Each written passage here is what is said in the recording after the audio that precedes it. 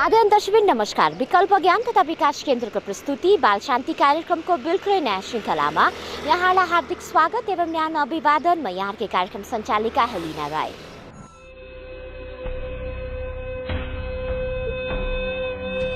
दर्शकबिन बालबालिकाहरूकै सेरोफेरोका विविध विषयवस्तुहरू ल्याउने क्रममा आज हामी विश्वव्यापी रूपमा महामारीको रूपमा फैलिएको कोरोना भाइरसको संक्रमणलाई रोक्नका लागि लगाइएको लकडाउनको अवस्थासँग सम्बन्धित कुराकानीहरू कार्यक्रममा गर्नेछौँ।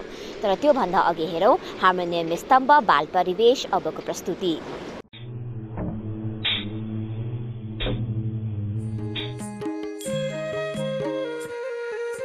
भनिन्छ जीवन त अप्ठ्याराहरूको उकाली ओह्राली हो। जीवनमा अप्ठ्यारा नआए सुखको अनुभूति पूर्ण हुँदैन। तर केही पछिल्ला घटनाहरू हेर्दा हामीले निकै ठूला अप्ठ्याराको सामना गर्नु परेको छ। विनाशकारी महाभूकम्पको 5 वर्ष नबित्दै अहिले विश्वव्यापी महामारीको रूपमा फैलिएको कोरोना भाइरस अर्थात् कोभिड-19 को चपेटामा परेका छौँ। विश्वभरि नै कुनै देश अछुतो छैन यस महामारीबाट। हजारौंको संख्यामा मानिसले ज्यान गुमाइसकेका छन् र अझै कति अस्पतालमा छन् भन्नेको लेखाजोखा भयावह छ।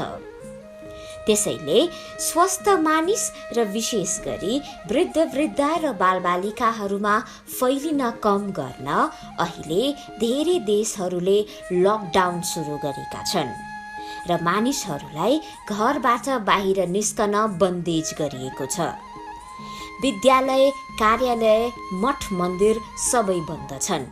अत्यावश्यक खाद्यान्न र औषधि उपचारका संस्थानहरू बाहेक। यस्तोमा बालबालिकाहरू अहिले सबैजना आफ्नो घरमा आफ्नो परिवार अथवा नजिकका नातेदारहरूसँग समय बिताउँदैछन्। विद्यालय बन्द रहेको खण्डमा र बाहिर हिँडडुल गर्न नपाइएको समयमा अहिले अभिभावकहरूलाई ठूलो चुनौती आएको छ। अहिलेको बेला भनेको नेपाल मात्रै होइन, विश्वभरि नै होइन, यो कोरोना भाइरसले यति आतंक मचाएको छ। त्यसकारण यति बेला त आफू पनि कसरी बाँच्ने र अरूलाई पनि कसरी बचाउने भन्ने नै यो सबैको ध्यानै त्यसैमा नै केन्द्रित रहेको छ। त्यो एउटा। र अर्को कुरा चाहिँ यसपालिको यो महामारीले चाहिँ के गराएको छ भन्दाखेरि यो मानिसहरूलाई परिवार र घर भन्ने कुरा चाहिँ कति महत्त्वपूर्ण रहेछ भन्ने कुरा एउटा त्यो पनि देखाइदिएको छ है।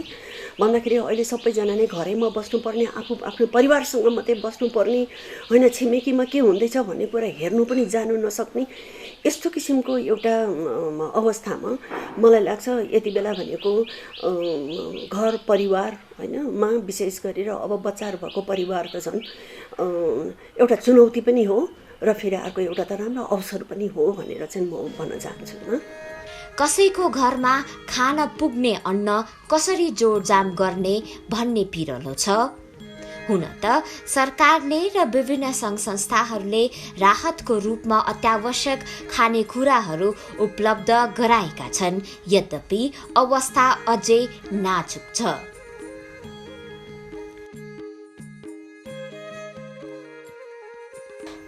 एकातिर यस्तो छ भने अर्कोतिर बालबालिकाहरू विद्युतीय माध्यम जस्तै इन्टरनेटबाट ज्ञानगुणका कुराहरू सिक्दैछन्।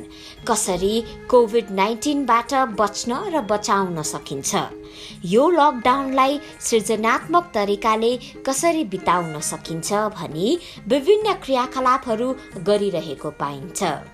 यसका झल्काहरू अहिले नेपाली इन्टरनेट सञ्जालमा छ्यापछ्याप्ती पाइन्छ। कोही सूचनामूलक भने कोही मनोरञ्जनका लागि सामग्रीहरू बनाइरहेको पाइन्छ। साथसाथै यस्तो महामारीको समयमा स्वास्थ्यमा केही जोखिम आएमा के गर्ने भन्ने जस्ता सूचनाहरू पनि प्रशस्तै पाइन्छ। फेसबुकहरूमा मैले युट्युबहरूमा हेर्छु आमाबाउहरू बच्चाहरूलाई चाहिँ पकाउनु सिकाइराखेको छ, लुगा धुनु सिकाइराखेको छ, बगैँचामा काम गर्नु सिकाइराखेको छ। हो यो भनेको त पछि त हामीले त धेरै मौका नपाउने कुरा हो नि होइन। हजुरआमा हजुरबासँग चाहिँ बस्नु पाइराखेको छ। हजुरआमा र हजुरबाहरूकोमा यस्तो किसिमको घटनाहरू पहिला भएको थियो कि थिएन, त्यो हुँदाखेरि के गरेको थियो भन्ने कुराहरू, यो नि परिवारलाई नजिक ल्याउने होइन, परिवार चिन्नु पाउने अवसरहरू, घरमा मिलेर बस्ने, मिलेर पकाउने, मिलेर काम गर्ने, यो कुराहरू पनि महत्त्वपूर्ण कुराहरू हो। त्यस कारण यसलाई चाहिँ अझ महत्त्व दिनुपर्ने थियो जस्तो मलाई लाग्छ है। त्यस कारण स्कुलहरूको प्रिन्सिपलहरू स्कुलहरूबाट चाहिँ अनलाइन क्लासेसहरू चलाएको मलाई राम्रै लाग्छ। तर अलिकति विषय चाहिँ सही किसिमको बच्चाहरूलाई अहिले जुन पीडा परिरहेछ, बच्चाहरूमा जुन त्रास भइराखेको छ, बच्चाहरूले जुन चिन्ता देखिरहेछ नि, अब आम बाउरे यसो हेर, हुन त हामीहरू सबै नै घरमा बसेका छौँ, मिठो नमिठो सबै नै बसेर खाइराखेको छौँ, तर पनि बच्चाहरू यति सेन्सिटिभ हुन्छ आम बाउलाई परिराखेको पीर होइन। हुनसक्छ कतिजनाले आज काम गर्नु जानु पाएन होइन, घरमा पैसाको गाह्रो साह्रो होला। एक अर्को पक्ष भनेको यस्तो समयमा अभिभावकहरूको जिम्मेवारी पनि रहन्छ बालबालिकाहरूलाई कोभिड-19 सम्बन्धी सही सूचना दिने र आफ्नो र आफ्ना बालबालिकाहरूको स्वास्थ्यप्रति सचेत रहने र साथसाथै सृजनात्मक कार्यहरू गरी बालबालिकाहरूको समयको सही सदुपयोग गर्ने, बालबालिकाहरूलाई कुनै पनि किसिमको स्ट्रेस हुन नदिने अथवा नकारात्मक सोचलाई कम गर्ने र उसँग समय बिताउने, कुराकानी गर्नुपर्दछ। बालबालिकाहरूलाई यो समय र अवस्थाको बारेमा खुलेर जानकारी दिने र यो अवस्था किन भइरहेको छ भन्ने कुराको खुल्दुली पनि मेटाउने काम अभिभावकहरूको हो अहिलेको समयमा।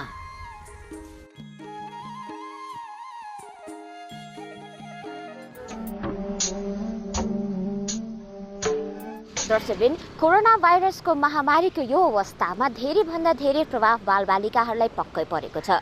विद्यालय जान नपाउनुदेखि लिएर विभिन्न कुराहरूले गर्दाखेरि बालबालिकाहरूलाई निकै प्रभाव पनि पारेको छ भन्दै कार्यक्रममा अबको पालो भएको छ हाम्रो नियमित स्तम्भ विमर्श विज्ञको, जस अन्तर्गत हामीले यस्तो समयमा बालबालिकाहरूलाई कसरी सहयोग गर्न सकिन्छ भन्ने विषयमा केही बुझ्ने कोसिस गरेका छौँ।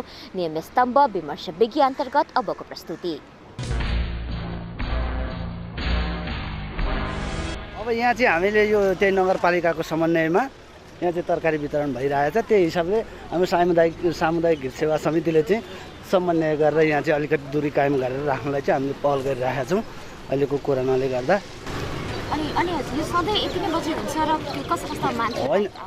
होइन, अब यहाँ 6 बजेपछि चाहिँ खुद्रै जस्तो हिसाबले बिक्री भइरहेको छ। त्योभन्दा पहिला चाहिँ होलसेलहरू आउनुहुन्छ अलिअलि, त्यही हिसाबले चलिरहेको छ। होइन, सचेत त भनेको हाम्रो एरियामा राम्रो सचेत थियो, तर यो तरकारीले गर्दा 3 दिन भयो तरकारी ल्याएको, त्यसले गर्दा चाहिँ अब हामीले होल्ड गरेर राख्न मिलेन।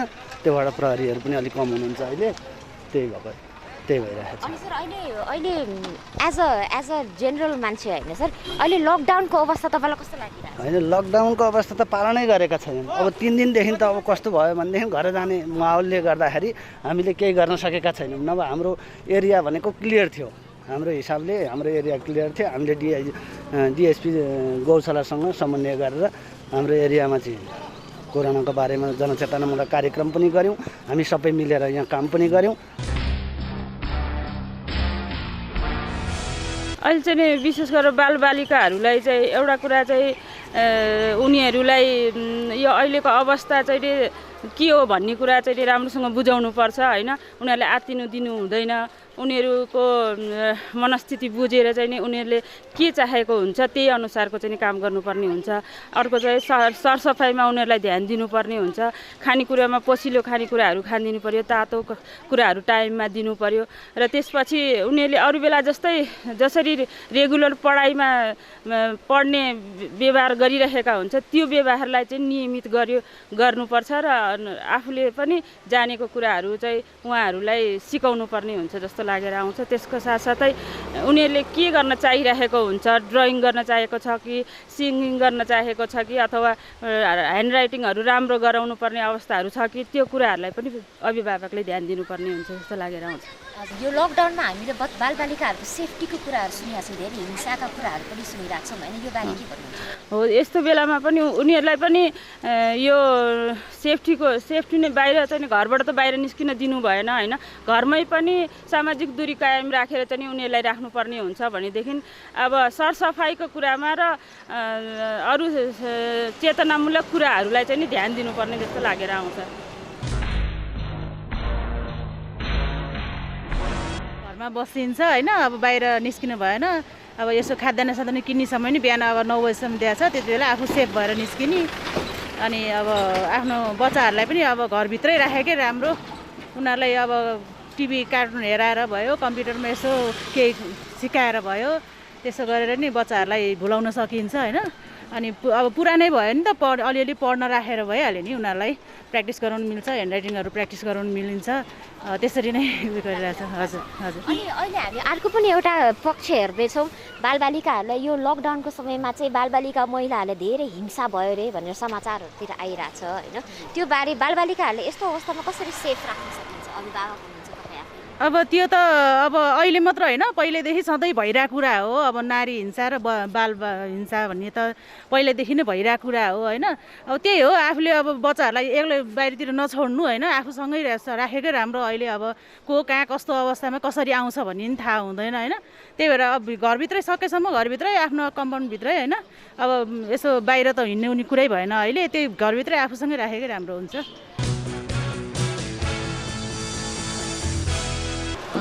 हजुर, अहिले लकडाउनको समयमा कसरी समय बिताइराख्नु भएको छ? अब कसरी बिताउँ भने अब कामसाम छैन, घरमा बस्न अब गाह्रो, काम गरेर मान्छेलाई अब समस्या पर्दो रहेछ। अब दिन बिताउने गाह्रो, अब बस्यो खायो सुत्यो भने जस्तै मात्रै भएछ। त्योभन्दा बढी के गर्नु? अब राख्न त अब के बाहिर नपठाएर राम्रोसँग अब सुरक्षित राखेर बच्चाहरूलाई अब त्यही हो, राम्रोसँग हातसात धुन लगाएर टाइममा सिधैसँग अब बेलामा तातो पानीहरू खुवाएर त्यसरी चाहिँ अब बच्चाहरूलाई यसो ह्यान्डल गरिरहेको छु। अब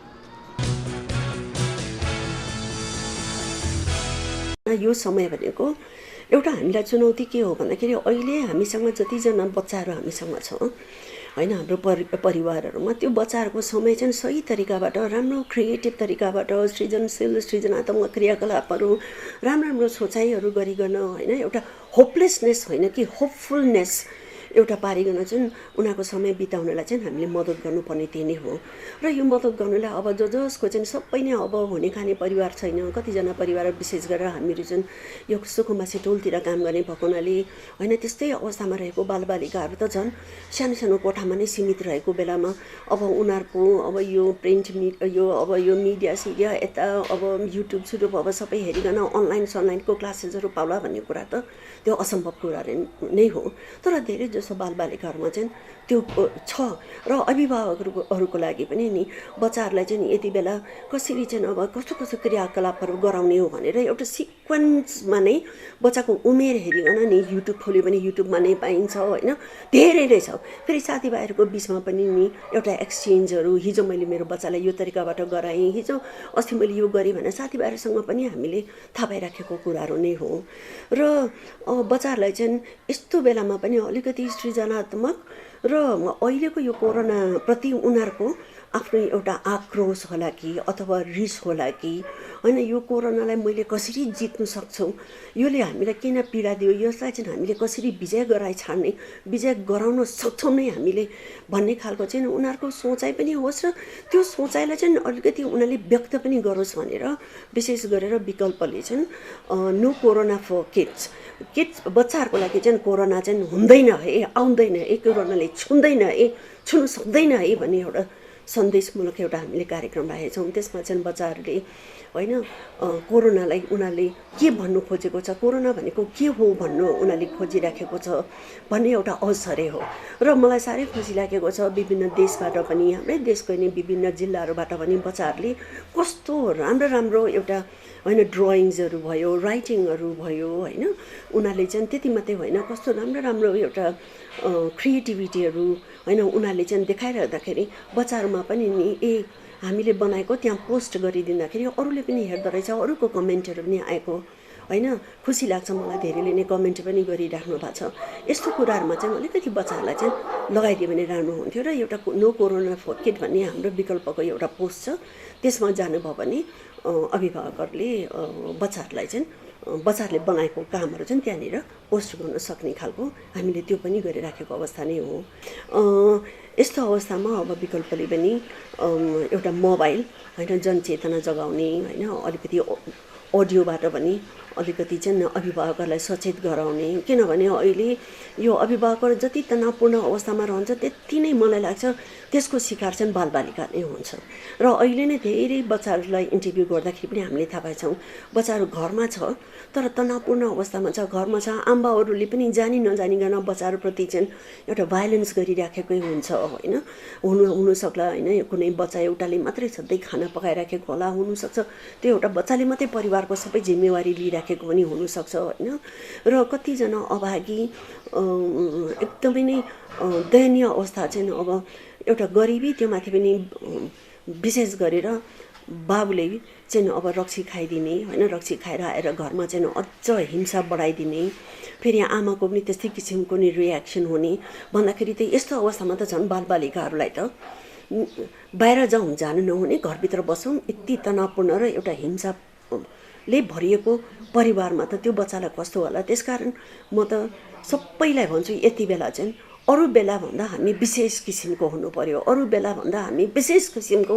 अभिभावक होइदिनु पर्यो अरू बेला भन्दा अझ हामी अहिले चाहिँ अझ राम्रो किसिमको चाहिँ अभिभावक चाहिँ होइदिनै पर्छ यति दिन रक्सी नखाएर बसिदिँदा के हुन्छ र यति दिन चाहिँ घरमा एउटा खाना कस्तो खान्छ भन्ने कुरा होइन तर एउटा खुसी होइन बच्चाहरूमा पनि एउटा अलिकति नै ढुक्क भइकन बस्ने चाहिँ एउटा हामीले त्यो मात्रै प्रयास गऱ्यौँ भन्ने पनि मलाई लाग्छ घरमा चाहिँ सबैजना सुखी हुने हो जस्तै अहिलेको यो अवस्थाले एउटा परिवारहरूसँगको भेटघाटको अवस्था गरिदिएको छ भने अहिले भर्खरै समाचारहरूले यति नै बेला धेरै हिंसाका घटनाहरू पनि बाहिर निस्किँदैछ विशेष गरी बालबालिकाहरूमा त्यो बारे यहाँले के भन्नुहुन्छ र अभिभावकहरू कस्तो सचेतता यति बेला देखाउन पर्छ मैले अघि पनि भनिसकेको छु होइन जानी नजानी म त के भन्छु भने नि कुनै पनि आमा बाबु विशेष गरेर आमाले चाहिँ बच्चाहरूलाई नराम्रो गर्छु र माया नगर्ने आमा त मलाई लाग्छ संसारमा हुँदै हुँदैन होइन पशुले त माया गर्छ भने झन् होइन हामी त त्यो गर्ने कुरा आउँदैन तर के गर्छौँ हाम्रो गल्ती कहाँ हुन्छ भन्दाखेरि थाहै नपाइकन हामीले चाहिँ बच्चाहरूप्रति चाहिँ हिंसा गरिराखेको हुन्छौँ होइन काम धेरै हराइराख्ने गाली गरिदिने होइन पेट्टापुट्टा पिटी नै दिने होइन आफ्नो व्यवहारले गर्दाखेरि बच्चाहरूलाई अझ तनावपूर्ण नै पारिदिने होइन अस्ति पनि मैले सुने एउटा कुन ठाउँको 13 वर्षको बच्चीले फेरि पनि आत्महत्या गरेको छ होइन 13 वर्षको बच्चीले आत्महत्या गर्नु भनेको के हो आखिर त्यो बच्ची घरको भाइ बहिनीको लागि खानासाना पकाइकन छिमेकीहरूले भन्दाखेरि पनि त्यो बच्ची एकदमै ज्ञानी बच्ची अरे तर त्यसले थेक्नै नसक्ने आत्महत्या नै गरिदिनु पर्ने बाध्यता के थियो त होइन त्यहाँनिर फेरि नि यो कतैतिर सेक्सुअल भाइलेन्स पो भएको हो कि कसैले रेप पो गरेको हो कि अथवा बाबुले नै पो रेप गरेको हो कि भन्ने त्यस्तो कुरा के पनि छैन तर उसलाई त्यो तनाव के कस्तो किसिमको तनाव पर्यो त होइन इन्डाइरेक्टली उसलाई कस्तो किसिमको प्रेसर परेको रहेछ त त्यसकारण यो प्रति चाहिँ नि आमा बाउ म त नि खालि यो पढी लेखेको एकदम धनी परिवारको आमाहरू मात्रै असल आमा हुन्छ र गरिब परिवार जहाँ चाहिँ बच्चालाई खुवाउनु सकेको छैन त्यो आमाहरू चाहिँ खराब आमा हुन्छ भनेर त म त कहिले पनि भन्दिनँ होइन त्यसकारण आमा भन्ने मान्छे चाहिँ कस्तो भने आमाले माया गरेर तातो पानी मात्रै उमालेर दिने त्यो कुरा बच्चाको लागि ठुलो हुने कुरा हो त्यसकारण आमाको भूमिका होइन घर बाउको भूमिका यति बेला महत्त्वपूर्ण भएको हुनाले मेरो यहाँहरूलाई अनुरोध विशेष गरेर परिवार विशेष गरेर चाहिँ अझ आमा बाबुलाई चाहिँ मेरो अनुरोध के हो भने यति बेला तपाईँहरूको जीवनकालमा सबभन्दा असल आमा बाबु चाहिँ अहिले नै भइदिनु पर्यो अब धेरै छैन मलाई लाग्छ अझै पनि मेरो विचारले चाहिँ अझै पनि हामीहरू 3-4 हप्ता लकडाउनमा नै बस्नुपर्छ हाम्रो पक्षमा चाहिँ नि हामी सुरक्षित हुने चाहिँ यो एउटा मात्रै हो यति बेला नुन पानी उसिनेर भए पनि माया गरेर बच्चाहरूलाई खिलाइदियो भने मलाई लाग्छ ठेक्नु सक्छौँ हामीहरू। नमस्ते मेरो नाम सिमरन साई मोतीचोक चाबेलमा रहेको बाबा बोर्डिङ स्कुलमा म पढ्छु। मैले चाहिँ यो लकडाउनको समयमा चाहिँ बिहान उठेर आफ्नो मर्निङ एक्टिभिटिज गर्छु, जस्ता कि एक्सर्साइज गर्ने, आफू फ्रेस हुने। त्यसपछि म चाहिँ आफ्नो ब्रेकफास्ट गर्छु। ब्रेकफास्ट गरिसकेपछि म एकछिन पढ्छु कि ह्यान्ड राइटिङ प्र्याक्टिस गर्छु। अनि पछि म खाना खान्छु। त्यसपछि चाहिँ मेरो केही क्राफ्ट वर्क छ भने त क्राफ्ट वर्क गर्छु, नत्र भए म टिभी हेरेर बस्छु। अनि खाजा खान्छु। त्यसपछि म 1-2 घन्टा पढ्छु। अनि त्यसपछि फेरि एकछिन टिभी हेर्छु। अनि पछि म खाना खाएर सुत्छु है। अनि अहिले अरू क्रिएटिभ कामहरू तपाईँले क्राफ्ट वर्क भन्नुभयो अनि के गरिराख्नु भएको छ त्यसमा? क्राफ्ट वर्क लाइक आज मदर्स डे भइहाल्यो अनि मैले मेरो मम्मीहरूको लागि फ्लावर्सहरू बनाउने क्राफ्ट वर्क गर्दैछु है। अनि कोरोना भाइरसको यो के अरे यो यत्रो अवस्थामा होइन बालबालिकाहरू चाहिँ कसरी सेफ रहनुपर्छ जस्तो लाग्छ? धेरै प्रिकसन्सहरू युज गर्नुपर्छ, जस्तै कि हात धुनुपर्छ 20 सेकेन्डसम्म मिची। अनि पछि मास्क बाहिर जाँदाखेरि क्राउडेड प्लेसेसमा स्पेसली मास्क लगाएर जानुपर्छ। अनि पछि ह्यान्ड वास नभए सेनिटाइजर युज गर्नुपर्छ, एल्कोहलिक सेनिटाइजर। अनि यस्तै सेफ बसेर गरेर बस्नुपर्छ। मेरो नाम विवेचना खतिवडा, मेरो घर इटहरी सुनसरी।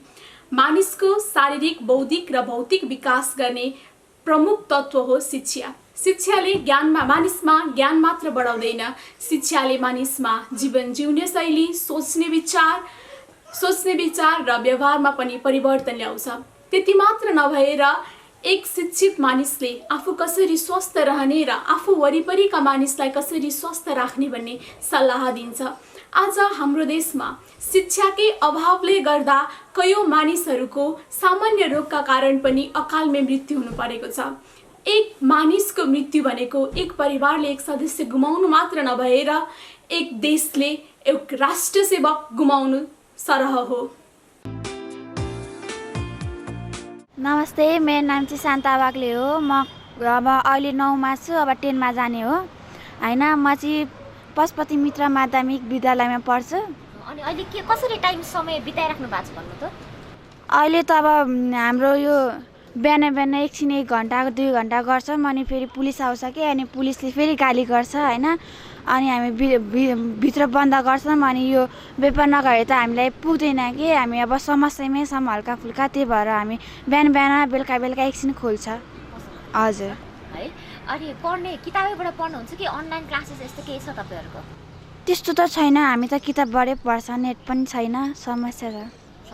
हजुर। अनि खेल्नु त खेल्नुहुन्छ? म खेल्दैन, भाइ खेल्छ बाहिर। साथीहरू छैनन् छेउछाउमा? हाम्रो यताउति कोही पनि छैन, हामी मात्र हो, अरू छैन। यसै बस्नुहुन्छ? हजुर। अनि बस्दा अल्छी लाग्छ नि, लाग्यो नि, के गर्नु, बाहिर जान दिँदैन, भित्रै बस्नुपर्छ। नमस्ते, मेरो नाम संरचना खतिवडा हो। म कक्षा 3मा पढ्छु।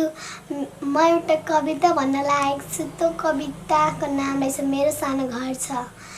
मेरो सानो घर छ, छानामाथि घर छ, रातो बाटोले लिपेको, बारी सबै जोतेको, बारीभरि फुल छ, पुतलीको उलस, सुन्तलाको बोट छ, सानो सानो गोठ छ, बस्न गुन्द्री काम्लो छ, बक्नाडको नाङ्लो छ, पाउँदिरामा पानी छ, गाग्री बोक्ने नानी छ, नाच्दै हिँड्ने पाठो छ, बाछो पनि टाठो छ, ठाडो पुच्छ लगाउँछ, मसँग खेल्न आउँछ। धन्यवाद।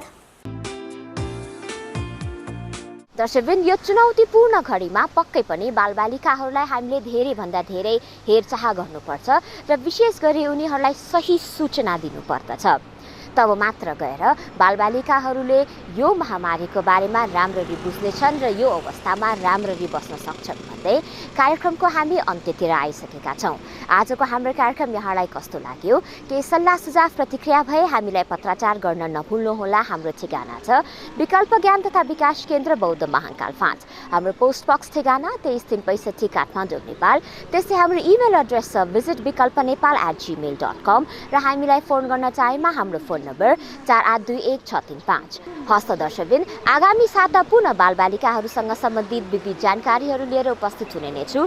तबसम्मको लागि म लगायत सम्पूर्ण युनिटलाई बिदा दिनुहोस्। नमस्कार।